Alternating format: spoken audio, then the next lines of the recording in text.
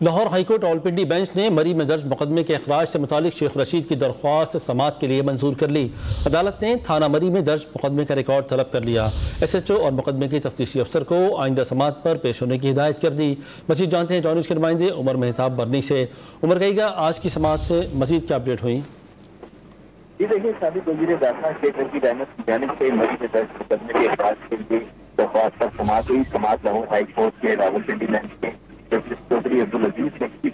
अदालत ने शेख रशीद की जानिब से दायर दरख्वास्त को समाअत के लिए मंजूर करते हुए तफ्तीशी अफसर और दीगर फरीकैन को नोटिस जारी कर दिए। अदालत ने थाना मरी में दर्ज मुकदमे का रिकॉर्ड भी तलब कर लिया है। थाना मरी के SHO मुकदमा तफ्तीशी अफसर को आइंदा समाअत पर पेश होने की हिदायत की गई है।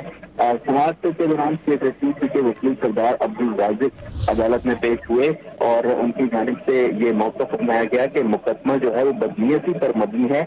पुलिस 1 और 2 फरवरी की सब बगैर सर्च वारंट घर में दाखिल हुई। इस्लामाबाद पुलिस नकदी, गाड़ियां, लाइसेंस, असलहा साथ लेकर गई और मुकदमा भी शेख रशीद के खिलाफ ही दर्ज कर दिया गया। जी, बहुत शुक्रिया आपका उमर मेहताब तफसील से आगाह करने के लिए।